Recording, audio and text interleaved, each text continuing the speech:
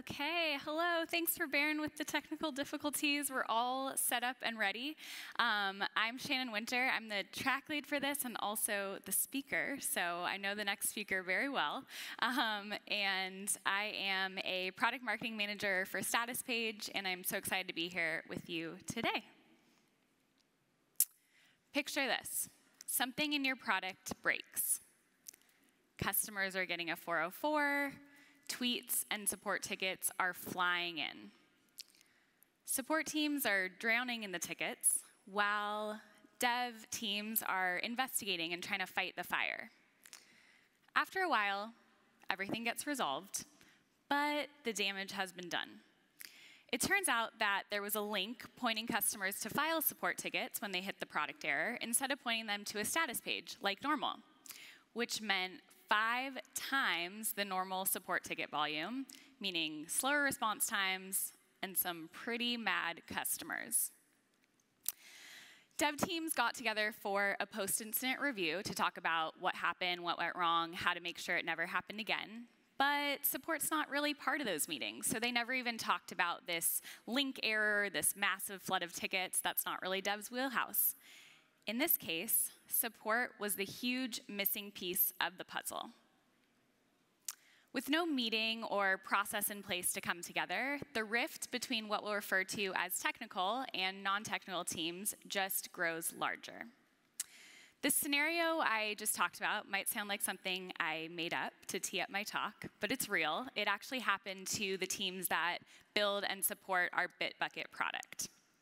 But when were they going to come together to realize this crucial gap? They don't sit next to each other. They're actually not even in the same office together. They're not in meetings or on projects together. They're really doing different streams of work. They might not even know what each other does on a daily basis. In fact, it's human nature to stay in our own silos. It actually feels safe, like we can be way more productive there. And we slip into these silos without even realizing it. Think of your team think of your company when it was smaller. All teams were working together. But as different functions break off and you're using different terminology and solving different problems, you start to kind of slip in your own corners of the company until everyone is safe in their own bubbles. And this happens a lot. In fact, only 25% of people think that their organization is successful at sharing knowledge across boundaries. And it's not just a harmful experience. Silos are not great for your internal company culture or the way your customers experience things externally. Because by default, they lead to a real lack of transparency, and because of that, really weak communication. So lack of transparency. Silos, by definition, can't see in, can't see out. So when you don't know what other teams are doing, aren't building relationships, don't know their experience, you really can't form a lot of empathy. I think you heard in the keynote this morning, empathy is really important for successful teams. But if you don't know the person, can't put yourself in their shoes, you won't have that empathy built. And this can also cause a real lack of trust. As these teams break off into silos, they form subcultures, and it becomes harder and harder to find common ground to communicate together. Or at least find common ground you can agree upon. And this can develop a really harmful us versus them atmosphere. All right, so we know transparency is a tough one. What about the weak communication that comes as a result of that? Well, weak communication can cause inefficiencies, errors, kind of like that link we talked about, and duplicate work. How many of you have worked hours on something only to realize someone across the company had been doing a very similar thing? Yeah, it's pretty frustrating, but it happens all the time.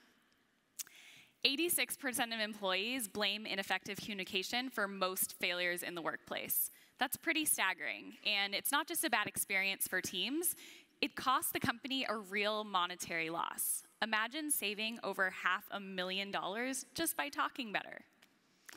So what do? we know it happens, we know it's kind of human nature, it's very frequent, but how do we even start to merge these silos back together? Tech, non-tech teams, and everyone in between back on one united front. When Mike and Scott first created Jira, they weren't just setting out to create another integrated software environment. I think they actually talked about this a little in the keynote this morning as well. They were actually setting out to solve the human side of software collaboration, the part where people actually have to come together to collaborate, the really, really hard part. And over the years, we've added a lot of products to our stack to help with collaboration. I'm sure you recognize these, your teams use these, and they're important. But tools are really only one part of the equation. Sure, you need great tools, but you also need the right people, the right teams, and the right practices. And practices are where our Atlassian team playbook comes in. So by a show of hands, how many of you have done anything in the playbook? Try to play, try to health monitor. Okay, so maybe like a sixth of you or so. I'm not good at audience estimation yet, but I hope that after this talk and at the next summit, those hands are all up. So let's get on the same page about what the team playbook is. It's often just referred to as a playbook. It's a free online resource. And it's really just a curated collection of plays that help guide teams through adapting practices to their work environment. So now it would be important for you to know what a play is. And plays are simply, you can think of them as kind of workshops or sessions, but simply techniques that enable teams to better understand and action problems or opportunities. And the second half of this is really crucial. They're also all tried and tested by Atlassian teams. We totally eat our own dog food with this. We don't just create something we think is going to be good, throw it out there and hope it works. We are always testing and getting it to a place where we think it's going to really work for you before putting it online. So let's take a peek at some of these plays. There's a lot online, and we're always adding more. In this case, we already know our problem. It's that technical and non-technical teams are siloed, and we already know the opportunity is to increase that transparency, increase that communication. Side note, though, if your team doesn't yet know what you want to work on, there's also something called the Health Monitor. And this measures your team's health with a set of 8 attributes that you rank yourselves on. And then you can decide what areas are ripe for opportunity, and you can then be pointed to plays that will help you become better in those areas. But like I said, right now, we know our problem. We're going to unite, technical and non-technical teams are not united, and we know our opportunity is to unite them. So over the past 6 months or so, I've helped create 2 playbook plays, and I've facilitated them for a number of teams inside Atlassian and customers like Box. And I've really seen the power they have to bring disparate teams together. So I'm super excited that I can teach you everything we've learned there so you can hopefully go back to your team and do the same. So let's learn. This is what we're going to take away from the rest of this session. We're going to talk about 5 ways to unite different teams, specifically technical and non-technical, but you can honestly think about any disparate team at your company, and 7 plays that will help with those ways. We're going to talk about customization. We know that the Atlassian way isn't every way, and your team and company-specific problems won't always be solved with the plays exactly how they were created. So there's always ways to customize to fit your needs, and we'll talk about how to do that. And then last, but certainly not least, maybe most importantly, after you learn this, you actually have to go be a playbook champion and be able to facilitate these for your own company. So I'm going to talk about kind of what I've learned through that and guide you through some tips to really go back and sell them to the company, make them believe in them too. All right, so starting out, 5 ways. We're going to talk about aligning around values, aligning around goals, building empathy, communicating regularly and inclusively, and learning and improving as a team. First step, aligning around values. We believe that mutual values can act as a North Star for collaboration and decision making. If there's a rift between technical and non-technical teams, values can enable them to come together and reach for the same North Star. So I know a lot of us probably have company values. Maybe keep those in the back of your mind while we're talking about this. But how are you really using them to unite your teams? Well, we found it's very helpful to bring together teams to talk about how you're living the values currently, where there's gaps, and where you can improve so you're all living them better together. The play that is great for this is called our Incident Values play. Don't get too tripped up that this is about incidents and incident response. I'm kind of going to revisit incident response a lot through the presentation, like the intro was, for a couple reasons. One, I'm from the status page team, so incident response is our bread and butter, and it's something I think about a lot. And then two, it happens to be a really awesome framework for talking about uniting technical and non-technical teams because it requires people from all corners of the company to come together at a moment's notice and action something in a really stressful time. So if you're not aligned by common values, common goals from the get-go, you're not going to be able to succeed together in such a stressful practice like incident response. So this play does use what we call the Atlassian incident values, but again, keep thinking of your own values too. Don't get tripped up. You can use any values in this. The Atlassian incident values were created with the idea that company values were working so well, why not use them in more specific practices to help guide that decision making when more subjective, nuanced situations arrive that have no formalized path for teams. This is how it works. You have every value on a poster, and you have a sliding scale. So all the way from we're really far, we're not doing well in this values area, all the way to we are just nailing this. And then you're able to have everyone come up that's in the session and put Post-its on where they feel like your team is doing so far. So you don't have to write names if people are more comfortable just having different colors. You want people to be very honest. It's a blameless environment. But you're then able to see kind of gaps and disagreements and have candid conversations about that. Side note for remote folks, if you're not all together using posters, you can also use something like a Trello board where instead of a sliding scale, you're using green, yellow, red to vote how you think the team is doing. So here's an example from our status page team. In this case, we are using the incident values. You can see them all on the posters hanging up, and we all went up, we ranked how we were doing in each area. And it turned out we were doing pretty well in a lot of them, but when it came to the value of learn, which is all about making sure we're always learning from every incident and improving, some people thought we were doing really great. They were like, oh, we always learn. We have post-incident reviews after where we talk about what went wrong. We're always making sure the same thing doesn't happen again. But then the people that were voting that we were doing really bad were thinking about taking those learnings externally to our customers. So they were like, oh, well, we do learn, but we don't always let our customers know exactly what we learned. And that was a gap we identified, and not our intention at all. We actually wanted to be very transparent with our learnings, both internally and externally. So the action item that came out of this was to have someone from the support team always sitting in on those post-incident review meetings so they could determine, are customer comms necessary? Should we share our learnings? And if so, what should we say? And just like that, we found the gap, we added this into our process, and there'll never be that kind of silo again. Tips for trying this with your own teams. So I already said this, but insert your own values. It doesn't have to be about incident response. Bring together teams that don't typically meet. So if support hadn't been in that session, we never would have figured out that gap. So make sure you're really combining teams that aren't always in meetings together. Like we did with incident response, you can do this for any kind of assessment of values for practices. So you might want to assess how you're living the values with your Agile practices or your DevOps practices. It could really be anything you want.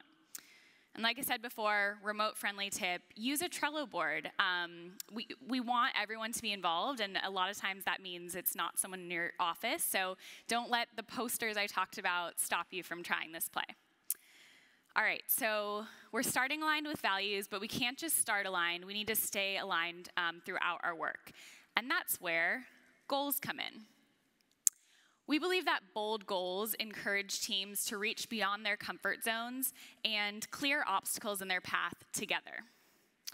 At Atlassian, we use a goal framework called OKRs.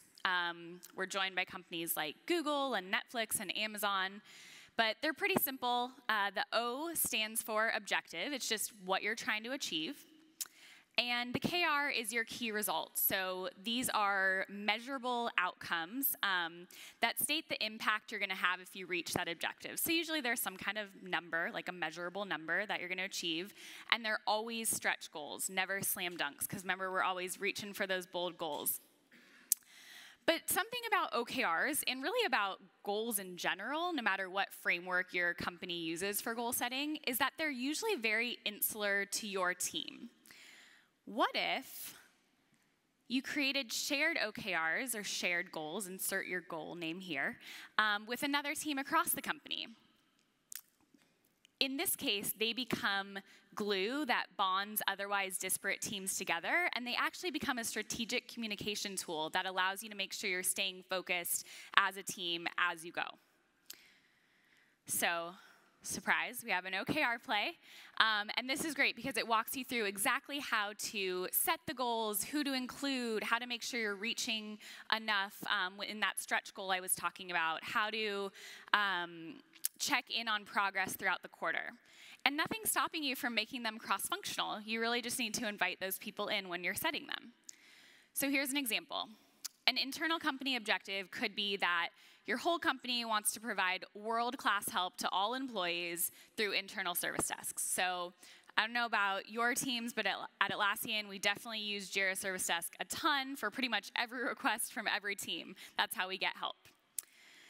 A key result here could be that a really high percentage of employees know about these service desks, know where to go for the help, know how to put in a ticket, and that SLAs, service level agreements, are being hit a certain amount of time as well. So these teams that are taking care of the help are responding in a timely manner. So this could be IT's OKR, and it often is, because IT is doing a lot with, tickets for laptops and helping with software and hardware that breaks. But it could also be facilities. Facilities uses this for when light bulbs are out, doors need WD-40. Our legal team even uses this. So really, it's taking a whole village to meet this objective. And if you make it a shared OKR, now these teams are all marching in the same direction together to hit that main high-level objective. So how can you do this? Look at your company objectives and see where cross-functional collaboration is needed. Chances are, if there's something important enough for your company to achieve, it's probably going to take more than one team to get it done. Also include all different types of people in your planning sessions. Whether you do your brainstorming for goals at offsites or meetings or wherever you do that, make sure everyone has a seat at the table. And then also, as you're writing your goals out or writing your OKRs, share drafts as you go. Instead of just passing out the finalized versions that are more set in stone, keep them as drafts so people can see easily where they might be able to slide in, or you can do some interesting collaboration. If OKRs are really exciting you, which I know you all are very excited about, Otto, our head of product for Jira, is going to be doing a deep dive on these tomorrow, so I recommend you go to that. All right, so we're starting aligned, we're staying aligned, but how are we making sure that these teams we're now working with towards the same vision, that we have strong relationships with each other and have a strong foundation of trust? We believe this is all about empathy. Again, I think you heard a lot about empathy this morning. We definitely believe that rifts are often formed when teams just don't have an understanding or trust together. And empathy is a way to completely close these rifts.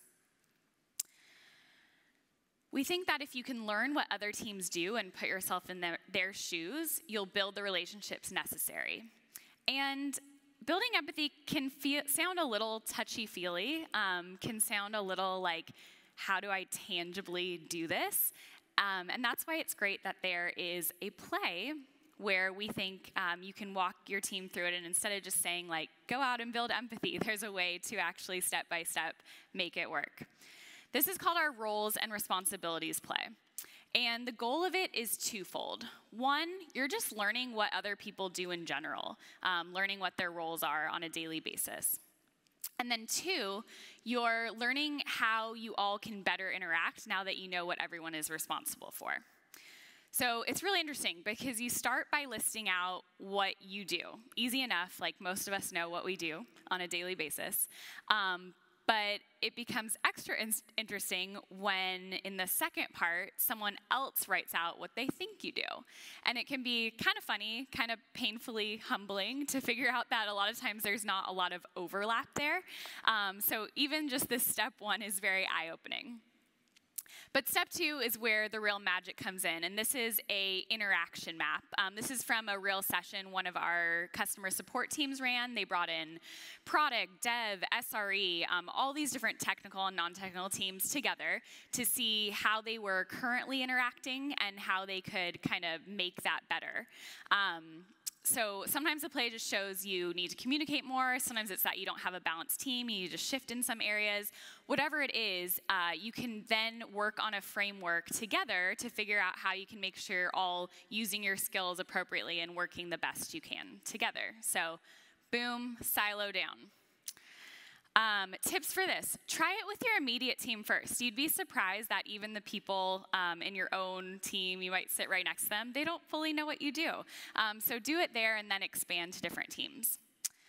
Also, try running the play next time a new project team forms. It's definitely important to do it with your functional teams, but when you kick off a project, usually that means people have new roles and responsibilities relating to that specific project. And if you can all get on the same page from day one on how to best interact with each other, then you're really going to be set up for success for the whole remainder of the project. And another remote-friendly tip, if you don't have the poster board, use Trello again, write those lists of what you do, what people think you do, and then use some kind of diagramming tool like Glyphie would be great for this, for the interaction map. All right, here's a bonus way to build empathy. It's not a play, so we're kind of cheating here, but that's okay. And it's something, again, it's talked about in the keynote, Ship It. This is Atlassian's quarterly hackathon. You'll actually see us Ship It live tomorrow night, but we believe that this is a really unique way to bring technical and non-technical teams together to realize each other's skills and specialties and build that empathy for what they're really great at and what you bring to the project as well. Here's a real example from a recent Ship It at Atlassian. It's called the Better Kudos Ship It. Kudos are our employee recognition system. You can gift a gift card or bottle of wine or something fun to an employee that's gone above and beyond in living our values. And one woman had the idea of, combining this with our Atlassian Foundation. So adding a charitable component. Instead of giving a gift card, you could make a donation in someone's honor. But she couldn't do this alone. She had to definitely bring in more people. We do Kudos through Jira Service Desk, and so she needed a dev to actually build the functionality for this new gift choice. She needed design to make sure everything was looking good. HR even had to come together, which that's maybe out of nowhere usually, but there were new tax ramifications for giving a charitable donation rather than a gift. So all these people were coming together, combining skill sets and ideas that never would have happened if it weren't for a Ship It project. Tips to do this on your own. First, start small. We know 24 hours is a lot of time for a hackathon, especially if you've never done it before. So start with 4. Just test the waters. Also choose a theme that encourages teams to mix together. A lot of times, Ship-Its or hackathons are very technically focused, and that's fine sometimes, but it's not going to encourage those non-technical people to get involved. The theme for that Ship-It was Foundation, and if it was something like building the best app, all those 3 teams never would have come together. And finally, celebrate as a team. I know we don't have to tell you to have fun. You guys are all a fun bunch, but we always make a point to do pizza the night before when we're working on it, do happy hour after. You're kind of just still building those relationships and bonds with your team that are going to carry through to your regular work. Okay, so you're aligned, you're building that empathy, but how do you make sure that you're also communicating well now that with those newfound relationships and you're communicating inclusively? Because frequent, open, and inclusive communication builds strong relationships and trust. Google did a 2-year study on teams. It's called Project Aristotle, and it basically looked at the best ways to get different teams to communicate and collaborate together. And what they found was you need to encourage active participation from all teams and create safe, inclusive spaces for this collaboration to happen. Looking first at the active participation. So how do you make sure you're getting active participation and communication from all your teams? We think stand-up meetings are fantastic for this. And this is actually something, stand-ups were made popular by Agile teams, but they work for any type of team. And the whole idea here is starting your day talking about what you did the day before, what you're gonna do that day, and identifying blockers so your team can help you with anything right from the beginning of the day. And it also makes sure you're not doing that really frustrating duplicate work we talked about. Stand-ups can be done in all different sorts of ways. If you're in the same office, you can physically stand up. You can see a team here. It's just complete video chat together. In the back, you can see chat tools have stand-up bots. There's tons of stand-up bots out there, so you can do more asynchronous reports daily. It's really just all about opening up dialogue daily between different teams. So our tips for this, mix it up. Try different forms, try different teams coming together to do stand-up. You'll learn about whole new sections of the company. Try different time zones too. It is nice to do it in the morning, but if you're always doing it the same hour in the morning, you're gonna miss your colleagues across the world. So try different time zones to hit them all. And then try a project-specific stand-up. An example here, we just launched Jira Ops, which is very exciting. One of the marketing teams working on that was trying to develop the video for it. And they decided to have a stand-up just about that video every morning since it took so many people coming together to do it. And it worked really well to make sure they were chugging along the right way until it was complete. What about psychological safety? I think Aubrey hit on this during the keynote about creating belonging, making sure everyone feels comfortable communicating. And one of the ways you can do this is just making sure the way you're running meetings is in a really inclusive way where everyone's voice can be heard, because meetings are where a lot of our communication is happening. And we have a brand new play called the Inclusive Meeting Play, and it's wonderful. I think it's only been up there for about 2 weeks, so it really is new. But it talks about how you can create an environment in every meeting that encourages diversity of thought.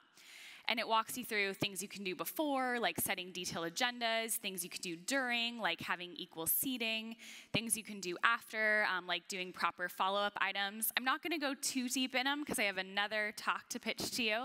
This is Leanna and Hillary. They're in the team and culture track as well, and they have a great talk that goes more deeply into what you can do to create this psychological safety in meetings. All right, so we've learned a ton. We have one more way left, a couple different plays. And we believe, if you're doing all these things together to unite teams, you also need to be always improving with them. Because learning in the same direction helps you grow in the same direction. So why not bring together technical and non-technical teams to assess how you've done and to figure out how you can improve? A great play for this is our retrospective play. Retrospectives, like stand-ups, were made popular by Agile teams. We have Agile teams to thank for a lot, but they work well in any kind of team and any kind of cross-collaboration. So this is an example of a retrospective we did for a product launch. And product launches take a ton of different people coming together, from product, who's determining the roadmap, to dev, who's actually building it, designing it, marketing, actually getting into the hands of the customers. So instead of just shipping it, launching it, and never talking about it again, we want to come back together to see what we did really well, what we could have done better, and also action items that we can follow up on so the next time we launch a product even more successfully. And this is actually a global template in Confluence, so you can create it without having to create this structure on a page and just start typing your notes in right away. So for retrospective, try different cadences. Sometimes it works to do it after every launch or every project. Sometimes you might just want to do it every month with your team. Try what works best for you. Also, always document action items with owners. If you don't have an owner attached, there's no accountability there. And always set deadlines with calendar reminders, because that's the second step in the accountability. You want to be checking in to make sure it's actually getting done. And then try that Confluence template like I talked about. Okay, this is the last play we're going to talk about, and we're, I know, full circle back to incident communications. But this is really an interesting play. It's kind of like a retrospective, but it looks specifically at how you communicated to customers when something went wrong. And you're able to kind of find gaps in that and figure out how you can do better the next time. So taking us back to the beginning story with Bitbucket, they actually did find that link problem, even though it was 2 months later, and they found it because of this playbook play. So here's how the play works. You draw up a timeline. Again, you don't have to do it on a whiteboard. You can also do it on something digital. But draw up a timeline of every communication that went out during an incident. And also everything that happened during the incident. You usually talk through how many tickets came in as well. And when they were talking through this, they were like, we did a great job at communicating out. Why were we getting so many support tickets in? I don't know. So one of them was like, okay, I'm going to go look at where we were pointing customers from the beginning. Like, where were they, what were they seeing when the error occurred? And that is when they found the link problem. So that will now never happen again. They'll hopefully, they'll never have another incident, but we know those are inevitable. But really what's going to happen is the customers are going to know where to go, and they're not going to create this terrible situation for internal teams and external customers. So silo down there too. So tips for this: have technical and non-technical teams sit in on post-incident reviews. Or if you're not doing post-incident reviews, encourage your teams to be doing them. You can also try this play, much like the incident values play that you can do with any kind of values. You can do this for any kind of incident. It doesn't have to be technical. It could just be a communication breakdown that happened on your team. Look for the gaps, look for what happened, see how you can improve. And finally, just like the retrospectives, you got to document the action items. You can have the best plays in the world, run the most amazing sessions, but if you aren't doing anything to take those learnings out and actually action them, it was kind of useless. When it comes down to it, all these ways, all these plays, they're just about opening up dialogue that would never normally happen at your company. And about forming relationships and forming empathy that wouldn't have naturally formed.